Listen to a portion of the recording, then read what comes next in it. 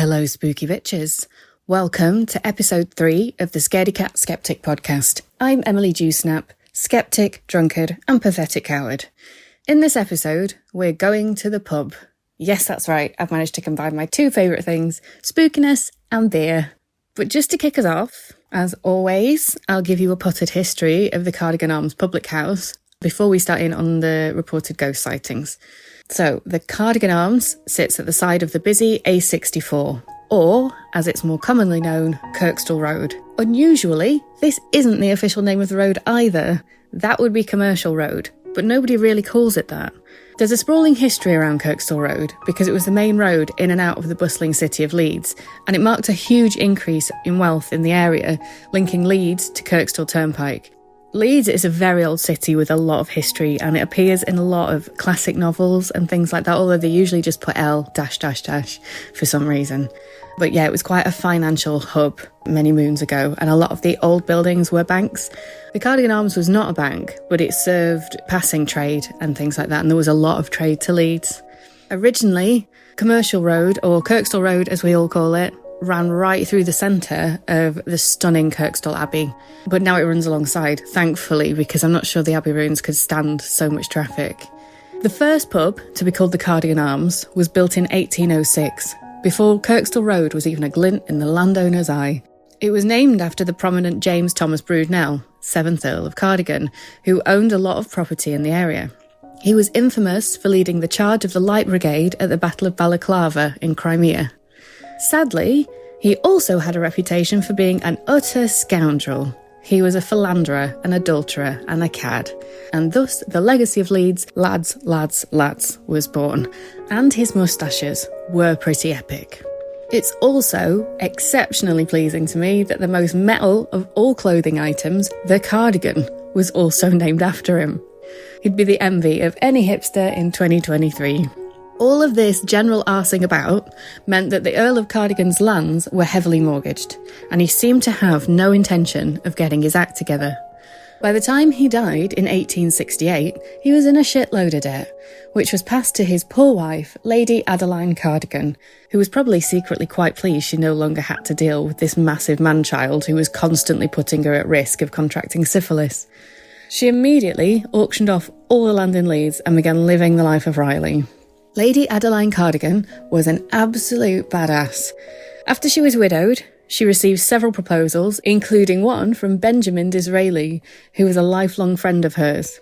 She turned him down because he had bad breath, and in the days before toothpaste, everyone had bad breath, so he really must have stunk to high heaven. After this, she popped off to Paris for a much-needed holiday, and while there became engaged to Dom Antonio Manuel, Count of Lancaster. Not one for traditional customs, Adeline insisted on merging her former title as an English Dowager Countess with her new title as wife of a Portuguese conde, and styled herself the Countess of Cardigan and Lancaster. See what I mean? What a legend! Dom couldn't cope with the wet English weather, and the pair briefly lived in Paris before Adeline returned home to look after her estates. They lived separately after this. I mean, I'm not going to cast any aspersions, but I feel an arrangement was in place that suited them both down to the ground. Adeline was often seen scandalously wearing her first husband's regimental trousers. She smoked in public and rode a push bike to get around, both of which were considered highly improper for a lady. It should be noted that those pesky suffragists were often seen wearing trousers and riding bikes, and Leeds has an interesting history of suffrage, although there is no mention of the Countess of Cardigan and Lancaster in the suffragist archives that I can see. Adeline wore thick makeup and would organise steeplechasers through the local graveyards. She also had her own coffin in her living room and would often get into it to muse on her appearance. She was the original Merry Widow. I love it. It's so goth, I love it. Finally, like her husband, her debt caught up with her, and she was forced to declare bankruptcy and sell off all her worldly goods. The Cardigan Arms, along with the plot of land it was on, was auctioned off with the rest of Adeline's belongings in 1888, and was bought by William Child for £6,850, a substantial sum back then. With a recent housing boom, money was pouring into Leeds, and the old, run-down Cardigan Arms couldn't take the footfall and was demolished. Terrace houses began popping up all over the place, and demand for a new pub drove the Cardigan Arms we know and love today to be built in 1895. So the Cardigan Arms, as it stands now, is a surprisingly beautiful building. There's something so very Leeds about it, and I can't really explain what I mean. The exterior is sturdy with an imposing flourish. The inside has a feeling of old school masculine class, like a stoic old grandfather with a pipe. There's even the faint smell of old worn leather. The walls are panelled with dark wood halfway up. The top half is painted in dark mustards and deep reds, so it has a really cosy vibe with soft lighting. Leather-topped tables are scattered around the place, with round padded stools and cushioned pew-like seating against the walls. The bar is round, dark wood with etched window panes above and hand pulls. So the pub is really Victorian, old school type place. There's lots of different separate rooms, and they all have the original bells that you could have rung in the old days for more beer. Sadly, those have been disconnected, so you can't ring for bar service. But it would have been very handy during COVID rather than the apps. But yeah, it's full of old-fashioned mirrors and beautiful tiled fireplaces. I'll put some pictures on the socials and in the show notes, and you'll be able to see what I mean. But there's a few pubs in Leeds like that, and it's very exclusive to sort of Yorkshire, like Yorkshire towns. So I'll just give you some ghost stories. There aren't actually that many, so this is quite short. But I'll tell you where this ghost story has come from. So on the 13th of October 2006, there were 3 reports from 3 separate women of a ghost sighting at the Cardigan Arms. In one case, the woman reported that she'd been feeling uneasy since she walked into the empty toilets by herself, but she told herself she was being daft and carried on about her business. It wasn't until she was washing her hands that her worst fears were realised. As she looked at her own reflection staring back at her in the mirror, she saw a slight movement behind her. Refocusing, she was horrified to see that she was not alone. An old lady with long, flowing grey hair was standing beside her. The woman whipped around, but there was nobody there. The old lady had simply vanished. Shortly after this, another patron nipped to the loo, same day. There were 2 toilets in the ladies at the Cardigan Arms. At the time, one of them was out of service and the other was occupied, so the woman waited, and she waited. Eventually, the toilet in the occupied cubicle flushed, but nothing happened. Nobody came out, there was no further noise. Tentatively, she pushed open the door to the cubicle to check that whoever was in there was okay, but found that it was empty. So how had the toilet flushed? On the exact same day, another woman went to use the facilities at the Cardigan Arms and had just sat down when there came an almighty banging on the cubicle door. Irritated, she barked that the person would have to wait. But when she came out of the toilets, there was nobody there. All 3 women reported what had happened to the bar staff, and it was filed away, along with the many, many other reported sightings of elderly ladies that vanished and feelings of unease. I couldn't really find any more detailed tales. Plenty of people online talk about feeling that something malevolent stalks some of the rooms at the Cardigan Arms. There's no real lengthy stories with, like, this is the ghost of this person and this is what happened and this is what they do. But there've been enough reports for it to be ranked one of the most haunted pubs in Yorkshire. So I'm not really sure what to expect from our visit to the Cardigan Arms. I'm meeting the wonderful Sammi McEwen, and we've planned to have lunch there. Yes, I'm sorry, Northerners, I have compromised on language here so that other people can understand me. I now call it breakfast, lunch and tea, rather than the correct Northern way of calling it breakfast, dinner and tea. So, yes, we've planned to have lunch, which will give us an excuse to stay a bit longer and see if anything else happens. I've not been in the Cardigan Arms for a good few years, for no other reason than that it's a slightly awkward spot if you don't live in the area. If you're in the city centre, there's no reason to head that far afield, and where I live now is a good few miles from Kirkstall, so I don't get many opportunities to go. I believe that it's been done up and is really nice now inside, which can only be a good thing. It was a bit of a spit and sawdust place the last time I went in. Not that there's anything wrong with that. I love an old man pub. But yeah, it could have done with a lick of paint and just a little bit of updating. It wasn't the classiest place. Anyway, I'm curious to see what happens. Given that the last 2 episodes have focused on stately homes and that some distinctly spooky things have happened there that I wasn't expecting, I'm slightly worried I'm going to get interrupted by a creepy elderly lady when I'm mid-pee. I also have a bit of a fear of both mirrors and bathrooms since the white worm incident 30 years ago, so I'm going to be a bit jumpy taking photos, I think. I've only had one spooky experience in a watering hole, and that was also several years ago. I was in a pub in Nottingham with some friends and decided I needed the loo. So I finally found it because it was quite hidden. And as soon as the cubicle doors closed, there was a cacophony of noise, spooky whispers and horses' hooves. I was absolutely terrified. And I'll freely admit now, I ran out of there without washing my hands. As it turns out, it was a theme pub, and the sounds were very much intentional. No idea how I missed that at all, especially since the place is called The Pit and the Pendulum. Roll eyes. Anyway, everyone thought it was hilarious, so I guess no harm done. Once my heart had stopped pounding anyway. I don't remember ever feeling spooked in the Cardigan Arms, though. But I do remember it being dingy, and places always feel creepier in the dark, don't they? So anyway, without further ado, let's go and get a pint. I'm at the Cardigan Arms this afternoon with the lovely Sammi McEwen. The vibe is alive. I can't really explain more than that. The building is clearly steeped in history, and you can feel it emanating from the bones of the place.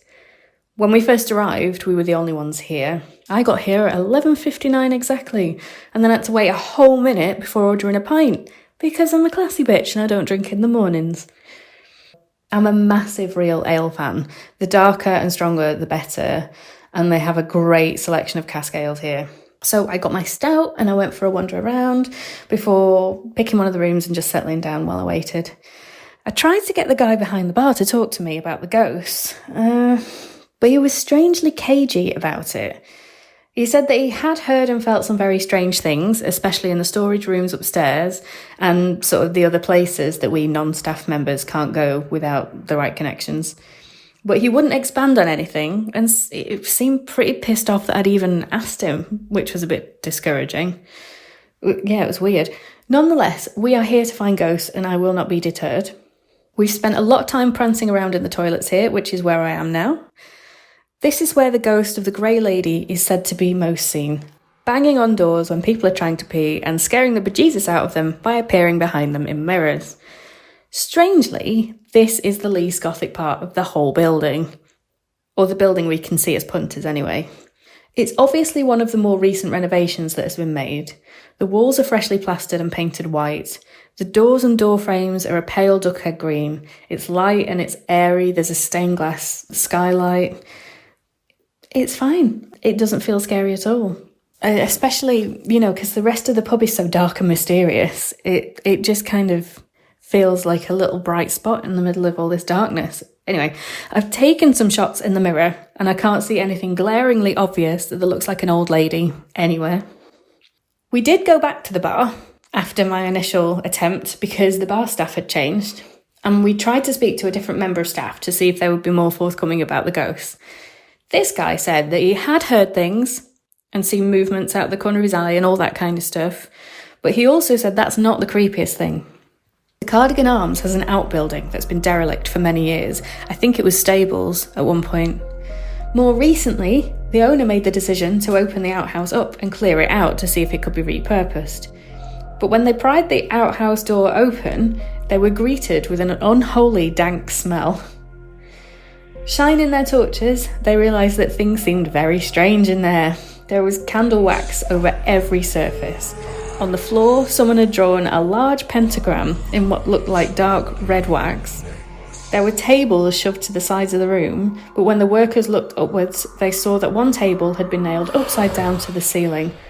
I'm not sure what the upshot was, because the barkeep had to go and serve someone else. But there's currently no outhouse with additional seating or anything like that, so they obviously didn't open it up to the public. He did show us some photographs as well, but before I could ask him to send them to me, he'd already gone, and to be honest, he was talking to us, but he wasn't massively forthcoming, so I just don't think the staff here, either they've been told not to talk to people about spookiness, or they just aren't interested. I mean, they're fairly young kids working on a Saturday. I can't really blame them. Right, we're about to get some food anyway and see how spooky the burgers are. So I'll clock off for now and pick it back up when we've been fed. So, back home, did we see ghosts at the Cardigan Arms? Sadly, no. Well, there was one incident, but I'm not sure you can trust anything that happens after 4 pints of strong stout. It's now Sunday, and I'm reflecting back on yesterday. So, after a few hours of milling around, casually chatting to people and not really getting anywhere, I was feeling a bit deflated. I had just said to Sammi that I was disappointed we hadn't really seen any evidence of ghosts or had any really good stories from anyone to get our teeth into, when I decided to go and use the loo one last time before we headed out. When I went to the toilets, one cubicle door was closed and there was a woman standing against the wall. She was obviously waiting for a friend. So I went into the vacant cubicle.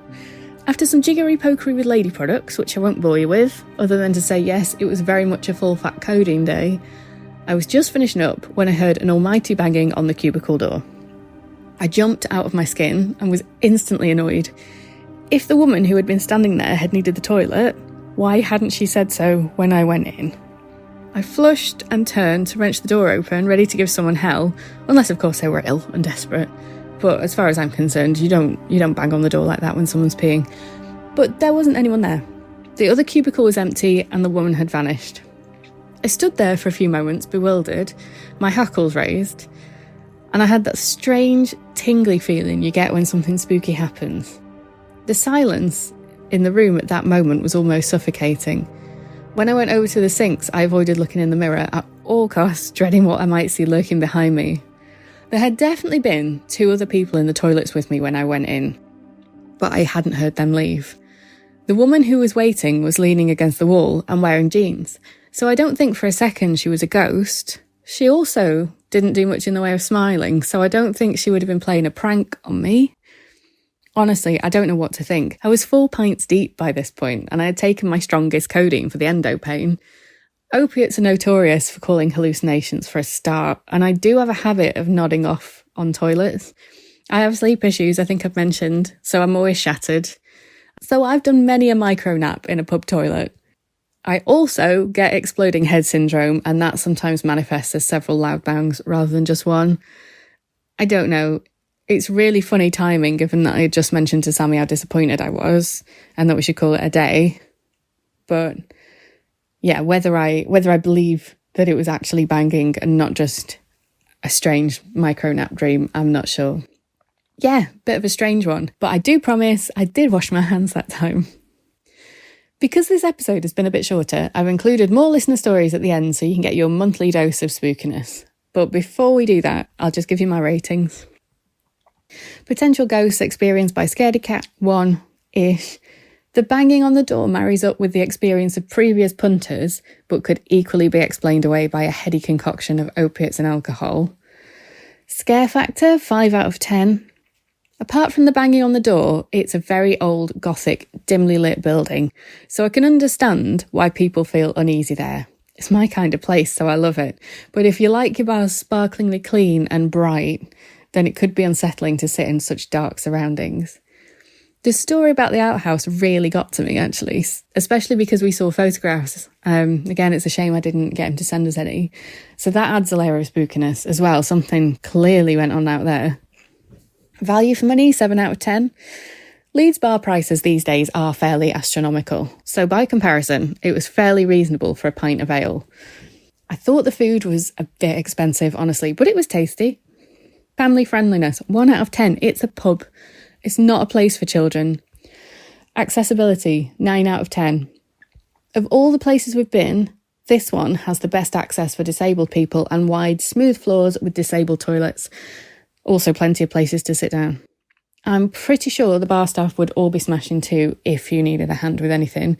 Just don't get hammered if you're on a mobility scooter. I've witnessed the chaos that can cause firsthand. Time spent, 5 hours. I would have stayed longer, but I had a big shop coming. The Cardigan Arms is the kind of place you can spend a whole day in, and if you get peckish, you can always order more food. There's a beer garden with outdoor heaters too, which is always a plus if you've got smokers or you just need a breath of fresh air. beauty spot, 4 out of 10. The Cardigan Arms itself is very beautiful to me, but I can appreciate it's not everyone's idea of a good time. The location of the pub is a bit odd too. It's become more and more built up over the years. Commercial Road itself is a dirty, busy road with 2 lanes. A lot of traffic passes by, so even though the beer garden is hidden from view, you can still hear the cars whizzing by. On the opposite side sits an ugly collection of cinemas, fast food places, supermarkets and cheap restaurants, but you can't deny it's a striking building in itself. Customer service, 6 out of 10. The staff were a bit hit and miss this time. On a couple of occasions they were fairly rude, but then a couple of them were absolute gems, so I can't complain too much. I would recommend the Cardigan Arms to the more hardened pub goers. If you want like your traditional British pub with no airs and graces, this is probably the place to go. It's a fascinating place. There's a lot of history. There are floor plans on the walls. It's pretty amazing, but if what you want is a traditional English pub that's been cleaned up a bit, then this probably isn't for you. Definitely worth a visit if you like real ales, hearty meals and beautiful architecture. Or you could make a day of it and go to the cinema too. So I'm going to do the listener stories. I've got a couple of bangers again. So this one is from Sarah in the UK. Hello, Scaredy Cats. I have a couple of ghost stories that I'll share with you. I also have some death premonitions I can send in if you're interested. We are interested, Sarah. Yes, please send those in. I'm also a Scaredy Cat Skeptic. Things happen to me, but then I usually find a reason for them. Very much like me, Sarah. The first story would have happened in the early 90s. I was living in a large Victorian house that had been split into bedsits in the southwest of Scotland. The house had an awful atmosphere, but I was excited to be starting a new life in a new town, so I overlooked it and moved in. Within weeks, strange things started to happen. My locked door would open itself. The sash windows would push themselves up. Never when I was around, but I could nip to the loo, come back, and they'd be open. I lived on the first floor and there was no way to access my room from outside without ladders. Again, Americans, the first floor in the UK is what you would call the second floor. But the scariest time was when I was lying in bed with my arms behind my head and something poked me in the boob. Yes, my tit. I even felt my boob dip as if a finger had pressed it. It was an awful mix of disbelief and terror. I slept with the light on for weeks afterwards. Not long afterwards, I had the opportunity to move into one of the attic rooms and I was so pleased to go. It was a bigger room and I thought it would be less scary. Wrong. Almost immediately, I started having terrible nightmares about something hiding in the built-in wardrobe. One day, I was off work and everybody was out, when I had to pop downstairs to answer the door. On the way back up the stairs, I was knocked into by what I can only describe as a solid block of air. There was no one else home to open doors and cause drafts. Plus, it felt too solid as it barged past me. Another scary note was that one of the children who lived there started talking about his friend, a young boy, who lived at the bottom of the staircase. Very creepy. The final straw was when my mum came to visit and the next morning told me that she woke during the night to someone stroking her hair. I noped out of there very shortly afterwards. I've never been sure whether these things were actual hauntings or if there was a practical reason behind them, but they were very scary. Oh, and a few years later, the house burnt down, but I suspect that may have been at human hands or faulty electrics. I'm not surprised you noped out, Sarah. Ooh. I did live in a similar house, actually, so I'll take this opportunity to give you another one of my ghost stories because it leads nicely on from Sarah's tale. I moved into a flat in Kirkstall on my own when I left a partner in 2007. I'd never lived on my own before and I was super excited about it, honestly. Similarly to Sarah's house, it was a converted Victorian townhouse split into these tiny studio flats. But I absolutely loved it. The bed was in a camp bed that you pulled out of the cupboards. There were these high ceilings and big sash windows, and the flat overlooked a beautiful graveyard. Fairly often, I'd get a taxi home. I was young and I went out a lot. And the taxi drivers would refuse to drop me off directly outside my flat, saying that the place was haunted. But I always felt safe. Nothing too scary happened in that particular flat. Apart from one terrifying thing that happened after an experience in Edinburgh. But we are planning on visiting Edinburgh, so I'll tell you that story another time. So while I was there in that flat, nothing particularly bad happened. But then a few years later, I was going through another breakup. There've been a few. and I needed a flat, so I contacted my old landlord. So the studio flat, my flat, had been knocked through into the next door flat and turned into one luxury flat that was already let. But he did manage to get me a flat a couple of doors down from there. Same thing, converted Victorian house, opposite the graveyard, but this flat was on the top floor. So it would have been the attic originally, and I had the whole floor to myself. Again, I didn't feel scared. Well, not of a ghost, but I did have a stalker in that flat who latched on when I moved in. Tale for another day. Until, that is, one winter's day, I bought a fluffy headband to wear for the walk home from work. When I got in, I took a mirror selfie because reasons. It was basically because I assumed I looked like a bellend, but when I got in, I thought I looked a bit like the Predator, and that was cool, so I took a picture. I know. Anyway, on the photograph, there's a very strange streak behind me. I've spoken about this on Instagram, and there's a video if you go back far enough, but I'll post the photo to the show notes. I thought maybe it was a smudge on the mirror, but when I went to check, there was nothing there. In fact, I'd done a quick clean and tidy already because I knew the landlord was coming around and the mirror was clean. I took it off the wall anyway and I turned it this way and that, but there was nothing on it. I then took some more photographs to see if it was something on the lens, but the streak wasn't there. So then I checked the ceiling, my phone case, the frame of the mirror. Anywhere, I thought there may have been something that could catch the light. I have no idea what it was, even now. And weirdly, I still dream about the first flat, not the one with the smudge. The studio, I dream about it in very, very vivid ways that leave me feeling strange and wanting to go back. And this is odd. Sometimes I find myself on that road when I've gone for a walk, as if my feet have just decided that's where I need to be.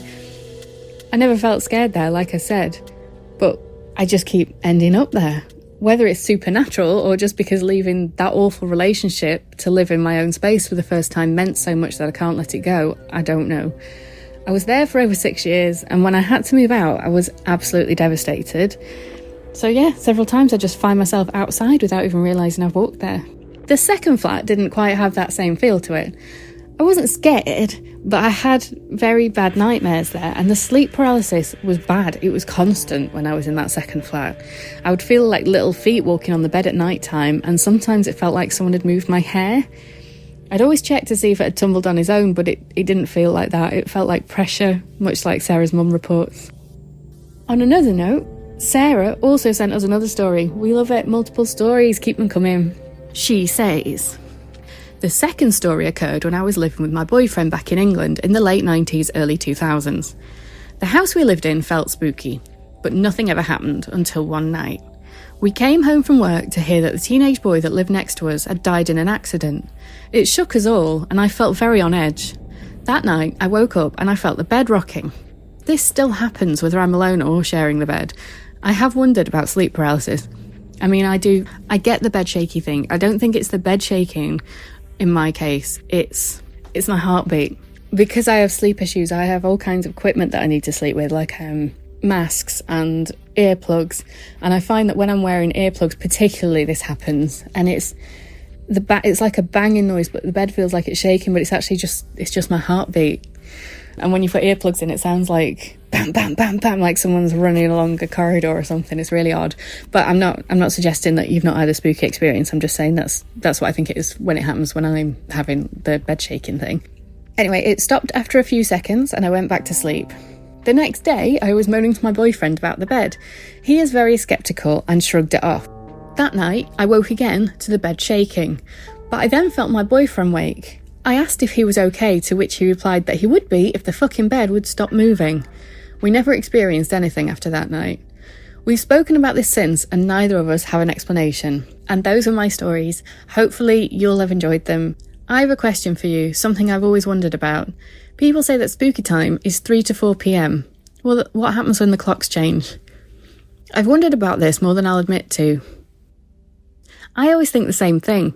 Honestly, I would like to think that ghosts would continue to do their thing regardless of what the clock actually says, because if they change their timing, then they're aware of the world as it is, not as it was when they were alive. I've heard some stories where the ghosts just continue on their own clock, but I don't know if that's across the board. And I've heard a few people say that yes, they change with the clocks, which I find very, very odd. It's like that thing about 3:33 being the witching hour because it's it's something to do with Jesus' time of death. But the thing is, 333 in the UK or in America, it's very different to 333 in Jerusalem. You know, that kind of thing bugs me because it doesn't add up really. But yeah, I don't actually know. If anyone has any better answers, just, write in, let us know. Sarah also says, thank you for reading this. I'll scream with delight if you read them on the show, Sarah. Well, thank you for those. Oh my God, guys. So this next one, this one had me nearly screaming. And when you hear it, you'll understand why, especially if you listen to the Prologue episode, the one about Primrose Lane. And if you haven't, I would at least go back and listen to the story about the worm. So I've called this one The Lair of the Great White Worm again. Honestly. Right, here we go. This one is from Emma from Barnsley. Hello. I hope you don't mind me hopping on this bandwagon, but I need to tell you about something that happened to me that also happened to you. I was listening to the first episode of your podcast in the car with my kids. Well, the almost first episode, the little one you did before the main one, about the house you grew up in, and it happened to me. Not the little girl, but the haunted house and worms. I was so gobsmacked I had to pull the car over. I don't want to do any spoilers, so I'll just tell you from the beginning. We moved house when I was 10 and I was devastated. We're from South Shields originally, but my dad's a contractor and we had to move for his job. I didn't want to move. I loved my friends and I loved mine and my sister's bedroom and our house. But the new job was better and we moved into this massive, well, I thought it was massive at the time, house in Kent. It was this 5-bed and there was a big garden. I'm one of 4 kids, 2 boys, 2 girls, and we all now had our own bedrooms. I used to share with my sister. It sounds like an improvement, but I missed having my big sister in the bunk above me. We used to send each other notes in the night and stuff. The new house scared me. I did not like it. It was just too big. I like a cosy space. I felt like there was an echo all the time, no matter which room I was in. Sometimes it sounded like someone talking back when we were speaking. Weird things started happening right away when we moved in, and I don't mean once we were settled. It was instant. We were moving boxes into the house and it was like having a rowdy dog. My dad tripped carrying a load of crockery and everything smashed, so we had to stop and clean it up. But as the grown-ups were sweeping, my sister fell down the stairs and insisted she'd been pushed. She was winded and doing that thing where you can't breathe. It was really frightening. I'd never seen that before. The stairs didn't have carpet, so she was in a lot of pain, and my mum decided to take her to A&E to get checked out. As she got up to leave, the door slammed and the window pane in the door blew out. My dad said it was just the wind and then had to clean up the glass as well as the plates, but it was a really hot summer's day and there was no wind. I could tell my parents were, not worried, but a bit baffled. We managed to get the rest of the boxes in with no trouble and stacked a lot of them in the living room and hallway. But just as we were finished, the first stack of boxes fell over and broke some of our toys. Then Dad got the cool box out to make us a drink and found that everything had spilled everywhere and the sandwiches were ruined with Vimto. Things seemed to calm down for a bit as we unpacked, but my wardrobe door kept closing when I was trying to hang my clothes up. I told my dad, but he said I was being silly. I knew I wasn't. I knew something bad was happening. But I didn't know how to tell anyone. I just knew. My mum and sister came back from the hospital a few hours later, and it turned out my sister had 2 broken ribs and was very bruised. Her face was all puffy and blotchy, and she looked like a baby being fussed by Mum. They had to put her on a pile of blankets while they put the bed up for her. I asked her what had happened, and she said she was at the top of the stairs looking down at us when, all of a sudden, she felt hands on her back, and then she was in the air. Dad said she must have slipped coming down, but she told me she hadn't moved. She didn't say she was scared, because she's always kind of looked after me, but I could tell that she was. As our parents were putting the bed up for her, I heard my dad yell and went over to see what was going on. The bed frame had collapsed on his finger and it was bleeding really badly. Honestly, just loads of stuff happened that day. So many things I can't remember some of them. I actually spoke to my sister about it recently and she said it was the scariest time of her life. She remembers loads of stuff I don't, too, and vice versa. We talked for hours about it. She's been a lifelong sufferer of depression, but it started when we moved house into that new house, and it didn't stop after then either. It was all just little things, but so many it was hard to ignore. Cupboard doors opening by themselves, doors in the house slamming, things breaking, the cooker would turn itself on. Us kids were in trouble all the time, even though we hadn't done anything. That went on for all of the summer. Mam was scared. We could hear her arguing with Dad when they thought we were asleep in bed. She wanted to leave, we all did, but Dad was adamant that we should stay and kept saying it was all just bad luck. One day, my little brother was playing in the living room, and I heard him shout for Mam. I went to see what he wanted and saw he was playing with something on the floor, but then I realised that he'd pulled up a loose floorboard and there were all these little worms crawling everywhere. I ran outside to get my mum. The floorboard was patched up, but we kept finding these little white worms everywhere after that. They were in our clothes and sometimes in our cereal, and the bin was always full of them. They smelt really funny, and if you picked them up, your hands smelt for ages. We got pest control out. The man who came said he'd never seen anything quite like it.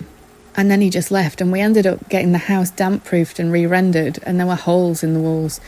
Mam had just decorated, so she was very upset, and it felt like a cold mist had kind of come down on all of us. We did see some more worms after that, but nowhere near as many, so we figured that the problem had just been the damp. But at this point, my sister started saying that there was a woman in her room at night that stood in the corner. She had a long white dirty nightie on and long dark hair, but she never saw her face. My sister wasn't playing with me at all by this point, and we didn't talk like we used to. Just another reason to hate the house. I blamed it on us not sharing a room anymore. My sister's room was in the converted loft because she was the oldest, and it felt like she was on another planet to me. She would have been 13, so she was starting to get all stroppy like a proper teenager. It made me sad. My mum actually listened to what my sister was saying about the weird woman and spent a night in the room with her, but she didn't see anything. But my sister insisted it was happening most nights. On one night, she woke up screaming blue murder and woke us all up. She said the woman usually faced the wall and just stood there all night. But this night, she had turned around, and where her eyes should be were just black holes with those white worms coming out. Dad just shouted. He shouted at us a lot when we lived there. We all started tiptoeing around him, and then he started working a lot more, so we were on our own most of the time. We only spent one Christmas in that house, and he spent Christmas morning golfing with some of the guys from work. So when my sister woke us up that night, he went mental and actually smashed one of the controllers for our Mega Drive in a rage. Then he disappeared and didn't come back all day. It was miserable all the time. I just wanted to leave, and I wanted to leave without Dad too. He was being so horrible, but he hadn't always been, and that made it worse. And then one day, I was up early, like you, Scaredy Cat. It would have been autumn, and it was quite dark outside. I went into the bathroom, and I turned on the light, and then jumped out of my skin. There was something white in the bath. It looked like a tangle of shower curtain, but we had one of those glass shower curtains. I immediately thought, oh God, it's that woman with the worm eyes. But I was too scared to move. And then I watched this thing get up out of the bath and realised it wasn't a woman, it was one big worm. And I mean giant. It was bigger than me. I remember looking up at it, and then it kind of crashed onto the bathroom floor and slithered off out of the bath and out of the bathroom door. There was a squidgy, slithery noise, and when its tail had gone, I chased it out into the hall screaming for my mam, but the whole thing was gone. It was just gone. It was very smelly after that, though, and of course I got yelled at for waking the family up by Dad, but even he could smell the strange smell. It was so uncannily like what you said that I burst out crying when I heard it. I've told several people about it over the years, but they just think I'm mental or a liar. That wasn't the end of it neither. I never saw the giant worm again, but a few months later, my brothers were playing by the pond in the back garden. It was winter and the pond was frozen over, so I think they were trying to skate on it. My little brother fell in. Luckily, my dad was home that day and my older brother ran for help. Dad ran out to pull my little brother out of the pond. Little brother insisted that big brother had pushed him in and held his head under, but that couldn't have happened because big brother ran for help straight away. Obviously, they both got shouted at by Dad, too. But that was it for my mum. She packed our bags, she put us in the car, and we drove up north to my grandma's. We stayed with her for about 6 weeks. Dad did follow us eventually. We moved into a smaller house that we loved, but we all remember what happened in that house, even if it's all slightly different for each of us. Dad seemed to mellow a bit after that, but we were never that happy family again. Or maybe we weren't ever that happy underneath it all, and I only noticed after the first move. I'm sorry I couldn't tell you what it was or anything. Just know that you're not alone, and I believe you, because the exact same thing happened to me. If you find out what it was, can you tell me? I feel like it's been going on so long, Emma, that I'll never know. I'll never know what that was. But, you never know. I wasn't expecting someone else to have had this experience, so maybe one day. Emma also says, I have 3 kids of my own now, and when I pulled over listening to your podcast, they all wanted to know what happened. So I told them if they ever see anything like that, to tell me straight away. Also, they think your swearing is hilarious. Oops. So I've had to swear them to secrecy and tell them not to do it in front of the teachers at school. Love the podcast. My favourite was the bit at bowling hall with the little alarms. My kids are desperate to go now. I've given you 5 stars on Spotify. Are you doing the Patreon thing? I feel like I'm in the in crowd now. We have a shared experience, so I'd definitely sign up. Well, firstly, yes, I am planning on setting up a Patreon. I write a lot of blog posts, so going forward, I'm going to do those as little audio files, so patrons will get access to those and any additional episodes, plus outtakes, of which there are many. Lots of swearing on the outtakes, let me tell you.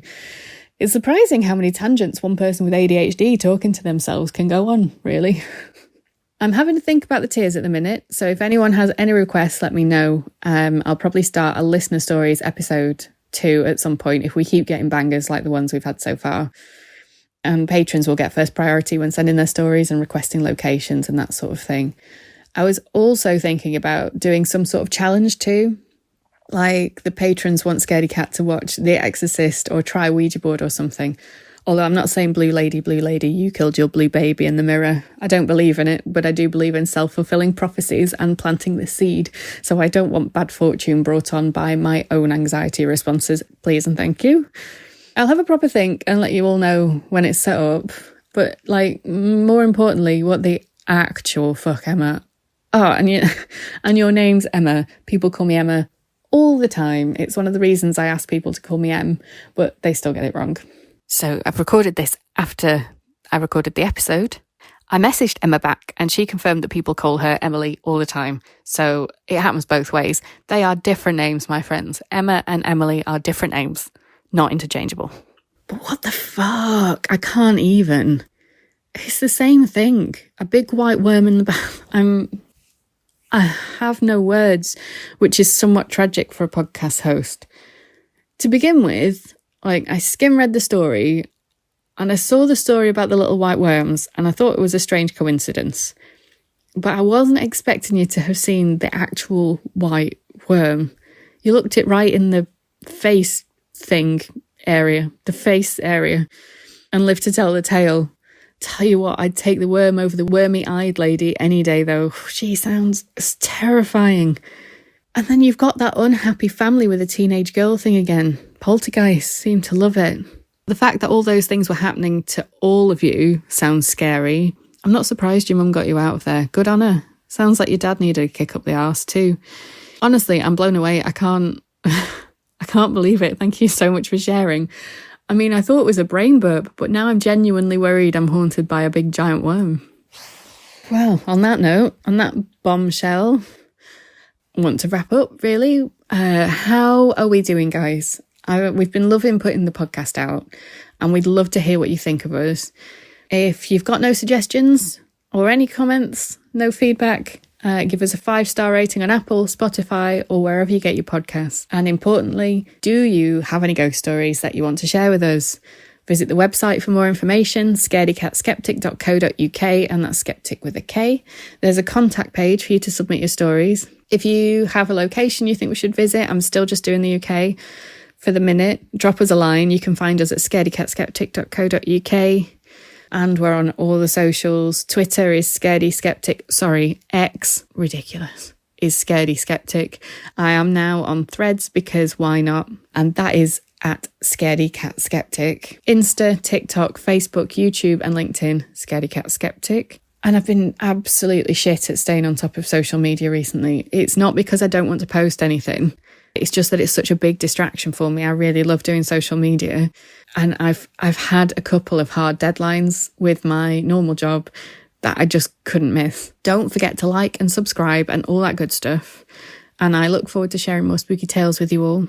Special thanks to Tom Bramall for the concept art for our Scaredy Cat mascot Maud. Thank you to Sammi McEwen for coming to the Cardigan Arms with me and for all her insights. Our music is by Diamond Tunes, and if you want a transcript of any of the podcast episodes, there are full show notes on the website. Anyway, see you next time. Happy hauntings.